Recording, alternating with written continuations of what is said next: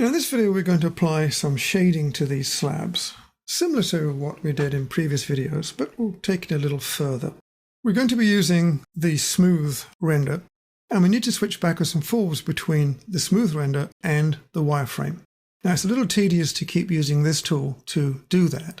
So my suggestion is you add both of these display modes to function keys.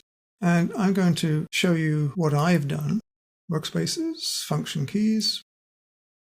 What I'm using is F5 for wireframe. The shortcut for that is change view wireframe.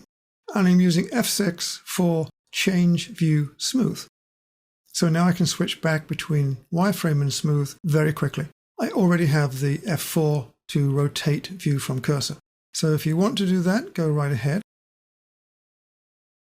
Now, when I press F6, I have a shaded view, and F5 gets me back to wireframe. And you'll be doing this a lot, switching backwards and forwards as you work, because you will tend to work in wireframe, but check your drawings in shaded. Now let's go to the next step and add some lights. We'll go to Tools, and right down to the bottom, Visualization. I'm going to open this as a toolbox over the top of that one, so that one's there. The toolbox I want is the Lights Manager. Now you can get at this in other ways. You could, for example, go to Settings, Rendering, Light Manager. It's far easier to float this visualization toolbox, which you'll be using a lot of, by the way, in much later videos. So I'm interested again in this Lights Manager, so let me click on that. And here we see the Light Manager dialog box. Now by default, you're likely to see the ambient, the flash bulb and the solar all on. Solar might be off, but if it's off, turn it on, just double click it. I've just turned it off, but you can click it again, double click and it will turn on. You can also turn it on here as well. I'm interested right now in the ambient, the flash bulb and the solar. Don't turn the sky dome on, this will have a minimal effect on this drawing. Now ambient is the overall brightness of a scene.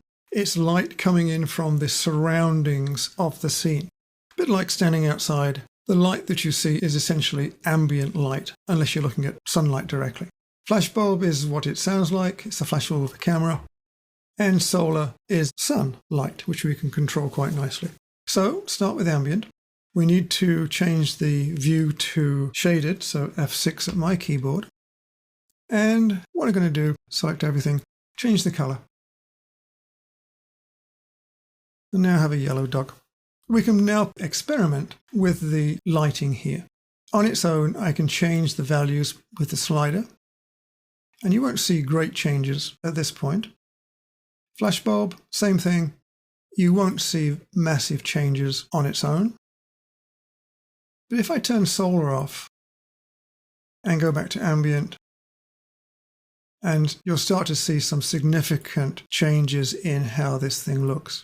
Not very nice actually if you do it this way. And flash bulb gets brighter as we go further down the scale. No definition at all. So normally you'd use either solar on its own or mix with ambient and flash bulb, which we're going to do. So we're going to turn on solar again. I want you to go to solar position first. And here in the two boxes, make sure that you have type as direction, not time and location, direction. And here you can physically change the location of the sun in relation to our object. So we can raise the angle of the sun.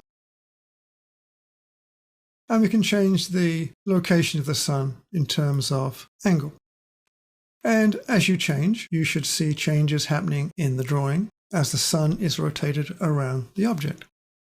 Now, in general, the location is probably about best there, and perhaps drop that down just a little bit to get a little more light beneath the object.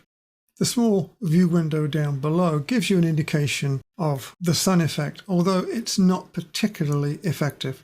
It doesn't really change with the display, so I hardly ever look at that. Don't worry about volume effects or expert. We'll get to all of these in much, much later videos when we start looking at photorealistic rendering.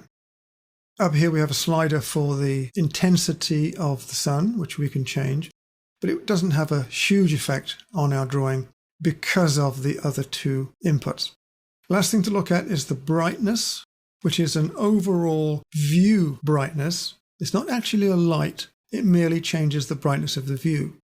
So if I change this, you'll see that the overall brightness changes quite significantly. Once you've got the basic 3 inputs set, you can then make a fine adjustment using the brightness slider.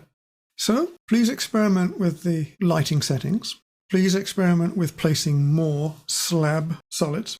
Try working with orthogonal off to see what that does, and try different axis dimensional entry and see how that works.